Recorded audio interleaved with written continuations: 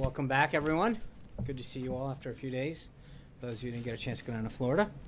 This morning in the Rose Garden, the President was honored to host the swearing-in of Associate Justice Neil Gorsuch. His confirmation was the culmination of a thoughtful and deliberative process that the President started almost a year ago when he released his initial list of potential nominees for the Supreme Court.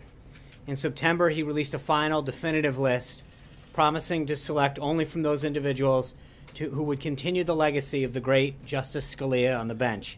And today, the President celebrated our new Associate Justice, who will protect our Constitution for generations. It was definitely a great day to kick off the week and another productive week that we will see here at the White House. Before I get into the upcoming week, just a couple updates from over the weekend. First, the President spoke with Prime Minister Löfven of Sweden to express our condolences for the loved ones who were killed in Friday's terrorist attack in central Stockholm, Sweden, and to wish a speedy recovery for those who were wounded. The President also called President Sisi yesterday to convey his deepest condolences to Egypt and the families who lost loved ones in the heinous attack that occurred there. Dozens of innocent people were killed and many more were injured on this Holy Palm Sunday. The United States condemns in the strongest terms these barbaric attacks on Christians' places of worship in Tanta and in Alexandria. The President also spoke with the King of Saudi Arabia, the Prime Minister of Japan, the acting President of South Korea, all about the United States' military strike on the airfield in Syria. All of the leaders expressed support for the United States' necessary action in response to the horrible chemical and bomb attack on innocent civilians. And yesterday he spoke with Commander Andrea Slow, the commanding officer of the USS Porter, and Commander Russell Caldwell, the commanding officer of the USS Ross, to thank them and their teams for successfully carrying out that strike. During these calls, the President communicated that he could not be more proud of the crews of these two ships and their flawless execution of these operations. As you know, these ships, between the two of them, sent 59 Tomahawk missiles, and each of them hit all of their targets, showing America's power and the military's accuracy, which is just a small representation of our military's overall capability and a fraction of what this President will continue to build up the military to be throughout his administration. The sight of people being gassed and blown away by barrel bombs ensures that if we see this kind of action again, we hold open the possibility of future action. The resulting action of what happened ensured that their fueling operation is gone from this air facility. 20% of their fixed-wing aircraft were destroyed and knocked out. And I think by all measures, the world and domestic reaction was highly laudable for the President's action. Additionally, obviously, we're all aware that the President had a very successful visit with the Chinese President, and it concluded on Friday. As you've read, one of the most significant developments from these discussions was the agreement to create a 100-day initial plan, hopefully with some tangible near-term deliverables, to lead to a more balanced economic relationship between our two countries. As that develops, we'll make sure that we provide you with additional details. And this morning, the President was glad to see Toyota announce that it will be spending $1.33 billion in its Kentucky plant as part of its plan to invest $10 billion in America over the next 5 years. A continued signal of the confidence that businesses have in the American economy under President Trump. Now, in terms of the week ahead, tomorrow the President will have a discussion on strategy and policy with several members of his cabinet and a group of CEOs. This is a follow-up from his meeting with 20 CEOs from the Strategic and Policy Forum just this past February with some of those same business leaders and some new ones. First, they'll meet in small interactive groups, each led by a cabinet member, to discuss the priorities for those cabinet secretaries and their agencies. The President will then oversee a report that will be presented to the group, by the group rather. The cabinet level participants will be Secretary of Commerce Ross, Secretary of Education DeVos, EPA Administrator Pruitt, OMB Director Mulvaney, and Secretary of Transportation Elaine Chao. We'll have the full list of additional participants for you later. As part of the effort to de-escalate the conflict in Syria and press for a political process that can resolve the conflict and eventually result in a transition of a new legitimate Syrian leadership, U.S. Special Envoy for Syria, will be coming to Washington tomorrow for consultations with the State Department and with National Security Advisor McMaster here at the White House, among others. He has been overseeing the political talks among Syrian parties in Geneva. On Wednesday, we will welcome the Secretary General of NATO, Jens Stoltenberg, to the White House. The President and the Secretary General will have a joint press conference later in the afternoon. And then the President plans to spend the Easter holiday in Florida, and he'll return to the White House on Sunday. As the President noted today, as we hit day 81 in the President's administration, we have done so many great things, including nominate and confirm a Supreme Court justice, roll back more regulations than any president in modern times, rolled back the Obama-era war on coal, oil, and natural gas, restored confidence in the economy. We're now seeing historic levels of consumer, CEO, home builder, manufacturer confidence. There's been a 12% gain in the stock market, and we've even seen a real resurgence in the mining industry. We've reduced illegal boarding crossings by over 60% to the lowest level in nearly 2 decades, and implemented historic ethics reforms, including a 5-year lobbying ban and a lifetime foreign ban. So with that, I'd be glad to take your questions. Why is it okay to bomb Syria but not okay to assist the refugees, one? And number two, what's the reaction, this administration's reaction to Russia saying we are running a danger of a real war within the Middle East? Well, with respect to number one, the reason that we took action was multifold. Number one, to stop the proliferation and the deterrence of chemical weapons. When you see mass weapons of destruction being used, it should be a concern to every nation, especially our own people. The proliferation of those weapons pose a grave threat to our national security. So number one, we have to stop that. Number two, we have to stop ISIS. But with respect to the people of Syria, by us taking action and de-escalating what's going on in Syria, that's the greatest thing you can do to support those people. De-escalating the conflict there, containing ISIS, is the greatest aspect of humanitarian relief that we can provide, first and foremost. Secondly, creating areas in which we can work with allies, including Russia, and committing to ensuring that there are places that are free from violence and are places free for people to gather safely is another, because I think everyone would agree that the last thing that people want to do there is leave. They want to stay there. They want to be in Syria. They want to have a safe place to remain with their families and not be separated.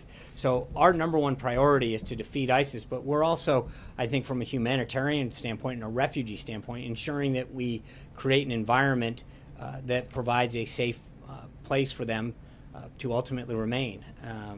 And then on Russia in particular, look, I think that if you look at the countries that are with us, it speaks pretty loudly, the number of countries that have stood shoulder to shoulder with this president. Russia, on the other hand, stands with Syria, North Korea, and Iran. I think when you contrast the two groups of countries sets, it's pretty clear that we're on the right side of this issue. But does that mean we're going to commit troops? I mean, they're no. What it means? No. What it means is that I think the action that we took last week has been widely praised domestically and internationally as a great step to ensure the deterrence and proliferation of chemical weapons and of action against innocent people. When you watch babies and children being gassed and suffer under barrel bombs, you are instantaneously moved to action. I think this president's made it very clear that if those actions were to continue, further action will definitely be considered by the United States. We continue to urge further the world community to join us in this, in both stopping the deterrence and proliferation of those use of those weapons, but then further trying to create a political environment that will result in new leadership. Those are very important. They go hand in hand. Are we building a coalition, or? I think we have a coalition. I mean, again, I think if you look at who's not with us, it's a pretty small group, and not a group that too many people are looking to bring on board. I mean, you've got Iran, Syria, North Korea, and Russia on one side of this. That's a pretty small group. Yeah. President Trump has spoken out extensively about the crimes of Bashar al-Assad in Syria. Does the president consider Assad a war criminal? And does he believe Assad should eventually appear before the ICC? I think right now the focus is twofold. One is defeating ISIS, and the second is creating the political environment necessary for the Syrian people to have a new leadership there. I don't think that there's I can't imagine a stable and peaceful Syria where Bashar al-Assad is in power. I think we all recognize that happens, and there can be a multi-pronged approach where you're ensuring that ISIS is contained and there's a de-escalation of the proliferation of chemical weapons, at the same time creating the environment for a change in leadership. But does the president believe Assad has committed war crimes? I think that there's a court that decides those things, and obviously there's a reason that clearly the actions, when you take an action against the people that he has, and I think we feel unbelievably confident in the intelligence that we have. But again, that would be something for a court to decide. Charlie. A lot of people are talking about what the Trump doctrine is on foreign policy, what it may or may not include, and the president's even stated that he was very flexible. Do you know what the Trump doctrine is on foreign policy, and can you explain it to us? Yeah, I think the Trump doctrine is something that he articulated throughout the campaign, which is that America's first. We're going to make sure that our national interests are protected, that we do what we can to make sure that our interests, both economically and national security, are at the forefront. We're not just going to become the world's policeman running around the country, running around the world, but that we have to have a clear and defined national interest wherever we act, and that it's our national security first and foremost that has to deal with how we act. Action in Syria fits in that doctrine? Absolutely. I think if you recognize the threat that our country and our people face, if there is a growth of use or spread of chemical weapons of mass destruction, the proliferation of those, the spread to other groups, is a clear danger to our country and to our people. Kristen. John, thank you. I just want to follow up on what you were saying about Bashar al-Assad. Are you saying that defeating ISIS and getting Bashar al-Assad out of power through a political process should happen at the same time? I think, I'm not trying to how you sequence them, but I don't think they're mutually exclusive. I don't think that you have to do one other than others, but I think they kind of go hand in hand. As you reduce ISIS's strength, as you de-escalate the conflict in Syria, the political environment to remove him becomes stronger and stronger. And just to be clear, Secretary Tillerson over the weekend said we can navigate a political outcome in which the Syrian people will determine Bashar al-Assad's fate and his legitimacy.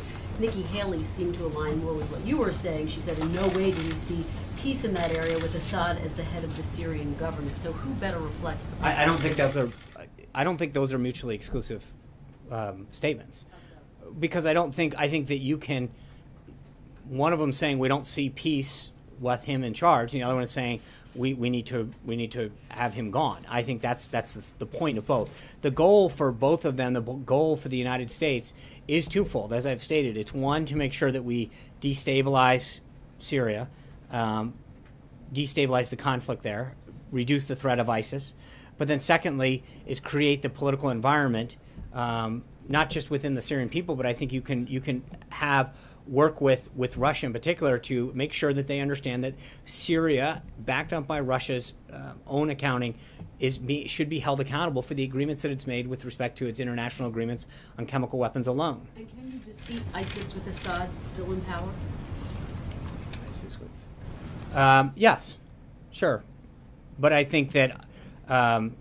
I think you can defeat ISIS with him in power. I think that, obviously, to your point, it's not like there's a single track that says you have to do. I mean, if we can get both at the same time or one happens after another, that's fine as well. But I think that the number one threat that America faces is ISIS in that region, and we've got to make sure that we do everything we can to do that. And just finally, when Secretary Tillerson meets with his Russian counterpart, what is his specific message going to be? Is he going to threaten potentially more sanctions if Russia doesn't get involved? Well, I think he's on his way there tomorrow, and I'll let Secretary Tillerson talk about his meeting with Foreign Minister Lavrov. I think there's a lot of things to obviously discuss. The overall fight on ISIS, but I think with respect to Syria in particular, I think we need to remind them of the commitments that they've made and the commitments that Syria's made. And I think that I think that first and foremost, we need to make sure that we all understand what the situation is on the ground. There's no question who acted in this case and what Syria did. And I think that we need to make sure that Russia fully understands the actions that Assad took, the commitments that Syria has made, and Russia has equally agreed to those same understanding. So getting them back on the same page, first and foremost, would seem the logical step. But secondly, and I guess equally as important, is to make sure that the areas where we can find a commitment to defeat ISIS is something that we share. Major. So would the President want the Secretary of State to put the threat of sanctions on the table to get Russia's attention in this matter? Because the Secretary of State said Russia is either complicit or incompetent. What does the President believe Russia actually is in this matter? Well, look, we'll have plenty of time to discuss how those talks go. I don't want to. The one thing the President's been very clear on from the get-go is he doesn't like to telegraph all the cards that he has. I think he wants to see how that conversation goes with Secretary Tillerson. If we can get them to agree to commit to action on defeating ISIS, get them. Well, I think that's what they're going to have a discussion about. I think that we need to see what goes beyond rhetoric and where that talk starts, and what they're willing to commit to in action. I think that's important. To get ahead of this right now, before they meet, is not something I want to do. I'd like to let Secretary Tillerson meet with Lavrov, have that conversation, and then report back. Jen? Yeah. Just more quickly about the White House itself. What is the President's perspective on the current ability of his senior advisors to resolve their ideological differences, resolve their personality differences, and work as a team? He's very confident in that. Because this is the same group with the same ideologies, the same strengths. They came together for a common purpose to win a campaign. There is an unbelievably talented team at the senior level and at the mid-level and frankly all the way down to the bottom level of this administration that is committed to the President's agenda. I said this multiple times throughout the transition, that everybody that came into this administration, while they might have a personal view or an action on an issue, they understand and understood and understand the President's vision and agenda. And their goal of coming into this was to understand, first and foremost, that it is the President who made pledges and promises to the American people about the direction he'd take this country and the actions he's taken. And he is doing that, and I just read off a series of them in terms of the judges that he's appointing, the Congressional Review Act pieces of legislation that he signed, the executive orders. When you look at the actions that he's taken and the results that he's getting, 60% down on the border, nobody would dispute the fact that immigration was a hot topic during this campaign. And the President's actions are seeing results. And I think you're seeing it both on the market and on our national security front. So he understands that we have some pretty smart, talented individuals who are opinionated on a lot of subjects, but that our battles and our policy differences need to be behind closed doors. We need to focus and ultimately all come out committed to advancing the President's agenda. But he is completely aware of the talent that he has, and that's part of the reason that he's brought this team together, is because of the talent and successes and accomplishments they've had on a variety of backgrounds, and he fully believes that they're going to continue to push forward to advance his agenda. Philosophy that led him to have or order this meeting on Friday, where the two principals, Bannon and Jared Kushner, were essentially told by the President, cool this and get along and get on the same page. Well, look, I think there's a lot of stuff that was overblown about this that makes it out into the media sometimes and gets a little bit more sensational than it truly is. But I think the President's obviously very pleased with the last week that he's had and the accomplishments, especially on the foreign policy front. I think we had an unbelievably helpful and productive meeting with the Chinese. His meeting with King Abdullah was unbelievable, and he's continued to have very strong foreign policy wins in terms of the relationships that we're making with other heads of state. The attack on Syria won not just bipartisan praise here at home, but world praise. And I think that he recognizes that sometimes some of this spills over, these policy differences and discussions, and he's made sure that the focus stays on advancing the agenda. So, Sean, thanks. Yeah. If you're saying one of the priorities is to see a regime change in Syria, how far is the President willing to go to see Bashar al-Assad out of power there? So just to be clear, I don't think you can't imagine a stable and peaceful Syria with Assad as in charge. I don't think that's a scenario that's possible. But I think that the first step in that has to be to make sure that the region in Syria in particular are stable. You can't have ISIS marching through Syria and then worry mostly about who's in charge right now. We've got to make sure that first and foremost, in terms of our national security, I think it was Brian's question at the beginning, our national security is the first and foremost reason that we have to act. And as ISIS is proliferating and chemicals of mass destruction are on the rise there, we've got to contain that. Then once that's done, I think we can apply political, economic, and diplomatic pressure for regime change. Now they can work in tandem. I'm not trying to, but the bottom line is the first priority is still the containment of ISIS and the conflicts that are occurring. And is the red line, just to clarify, the red line for this White House chemical warfare, is conventional warfare enough to get the president to go further there than this White House has gone before? Look, I think the president has been very clear that there are a number of lines that were crossed last week. He's not going to sit down. We saw that in the last administration. They drew these red lines, and then the red lines were run over. I don't think you're going to see the same play. I think what not just Syria, but the world saw last week is a president that is going to act decisively and proportionally and with justification when it comes to actions like that. I mean, and I will tell you, the answer is that if you gas a baby, if you put a barrel bomb in to innocent people, I think you will see a response from this president. That is unacceptable. And I think the rest of the world. I think. Look, one of the things that I don't want to start doing, Cecilia, is say if you do this, this is the reaction that you're going to get. The president's made very clear throughout his time in the campaign, through the transition, and now as president, that he's not going to telegraph a response to every corresponding action, because that just tells the opposition or the enemy what you're going to do and whether or not that response is worth taking. The president's going to be very clear that he's going to keep his cards close to the vest, but make no mistake, he will act. John. Thanks a lot, Sean. I wanted to ask you about the reaction that the president took in terms of military involvement last week. You said in your statement that all 59 of those cruise missiles hit their intended target, and yet we're seeing reports that that military airbase in Syria continues to be used by the Syrian military. Yeah. Given that, how can you consider that particular mission a success? Well, because I think from what you're hearing, you've taken two pre-fueled planes and taken them off. It's a PR stunt. The bottom line is their fueling capability has been taken out, their radar capability was taken out, and over 20% of their fixed-wing aircraft from their entire Air Force was taken out. Their ability to operate successfully out of that airbase is gone.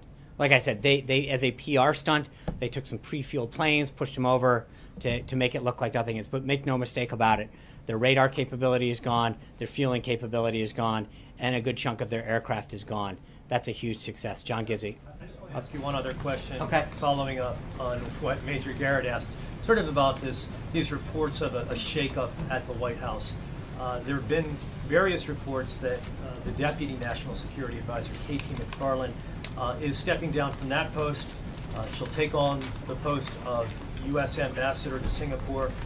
Can you confirm that, and what's behind that particular move, if indeed that's the case? I appreciate it. Look, I've said many times before that we're not going to get into personnel announcements until they're ready to announce. I would say that two points on that. One, when General McMaster was announced, it was pretty clear. We said it at the time. You all asked the question whether or not he would have the ability to shape the National Security Council in his liking with the president's concurrence. I think you've pretty much seen that was an accurate statement at the time, and it continues to be now. And General McMaster has the president's confidence to ensure that our National Security Council is shaped in a manner that best serves the President of the United States in every way, shape, or form. Secondly, to your point, I think the staff said it over the weekend, I'll reiterate it, the only thing that's being shaken up in Washington right now is Washington. I think this president continues to show that he's going to be a disruptor and do things differently and bring real change to Washington. John Gizzi. Thank you, Sean. Two questions. First, the previous administration was in touch with the Assad opposition and gathered conclaves of different groups, including the Free Syrian Army. Is this administration in touch with the same anti-Assad forces, political and military? Yeah, I'm not going to go into details on what we're doing and who we're talking to. I think that's obviously didn't prove too successful last cycle, last administration in terms of regime change. So I'm going to not get into telegraphing what we're doing and how we're doing it. On the domestic front, Congressman Ron DeSantis wrote the president just last week to call in very strong language for him by executive order to end what he calls the OPM rule of 2013. That was an executive order, of course, that undercut the Affordable Care Act's amendment saying that members of Congress and their staff could not get health care and special subsidies unlike any other American. And he said as soon as that is eliminated, Congress will move faster because they and their staff will not have special treatment. Is the president going to use his pen and get rid of the OPM order? I'll have to look at that. I know Secretary Price has been dealing with a lot of, I know that's an OPM order. Secretary Price has been reviewing all of the necessary implementation documents and orders with respect to Obamacare. I know that he's working with Director Mulvaney. Director Mulvaney, I anticipate, will be here with you guys at some point, probably tomorrow, to talk about some reorganizing of government. That might be an appropriate time to talk to him specifically about that. Dave. Thanks, Sean. The list of judges that the president put out last year saying these are the people I would consider nominated, you referred to earlier.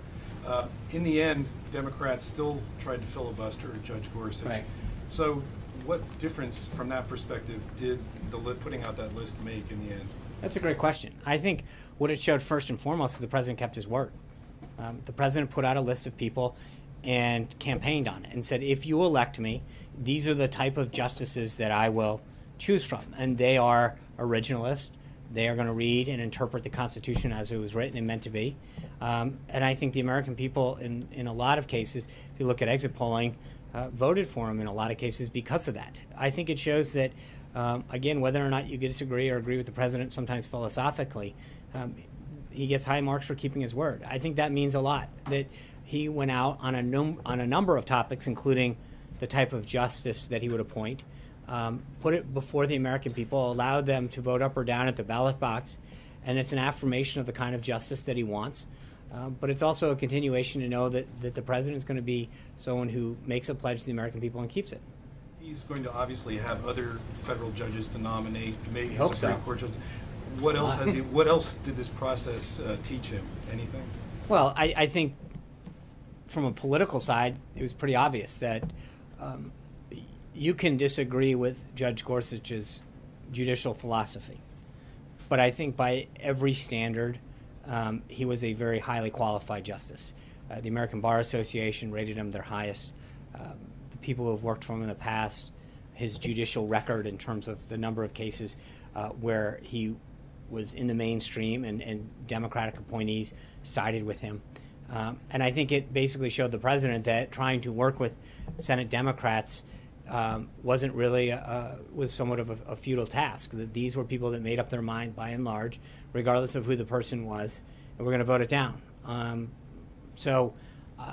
That would probably be the biggest lesson. But it also shows that when you've got the right individual, you've got someone who's eminently qualified. We're gonna succeed in getting them done. Blake.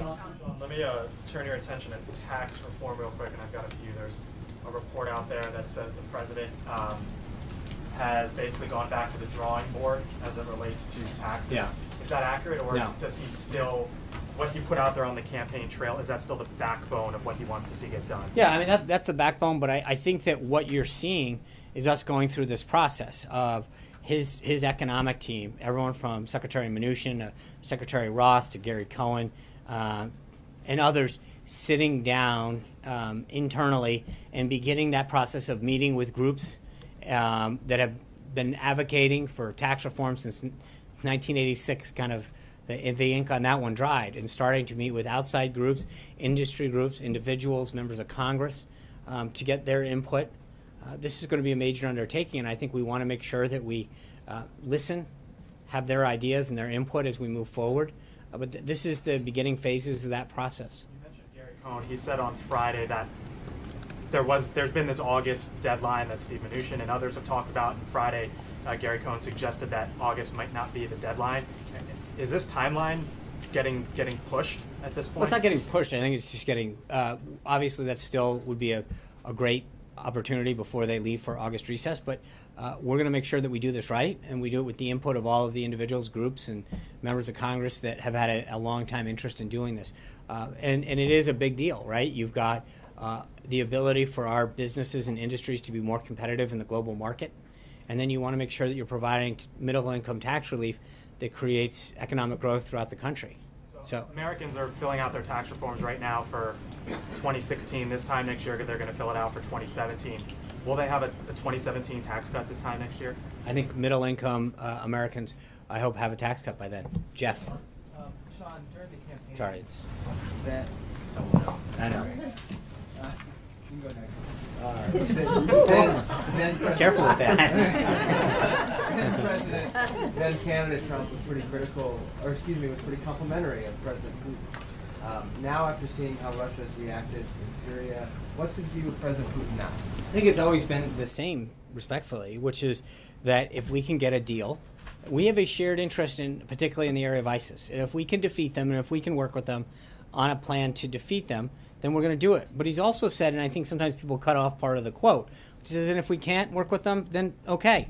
But the president came into office to really focus on two fronts: keeping our country safe and growing our economy and putting people back to work. And I think if Russia or any other country can help us achieve those two goals, either through market access and additional products and services from the United States into a major marketplace, but more importantly, it helps keep our country safe through a combined effort to defeat something like ISIS, especially in a place like Syria where they're playing so prominently, then I think we want to work with them. But if we can't get a deal with them, then the president's not going to be disappointed, but he would like to do what he can to work with these individuals to make it happen. Jim. Would he still describe him in the same way that he did several months ago as a leader who he viewed as stronger than President Obama? I think we'll wait and see. We're 81 days in. I think Secretary Tillerson will have a lot of information after he meets with Foreign Secretary Lavrov. Ask you one other question on trade.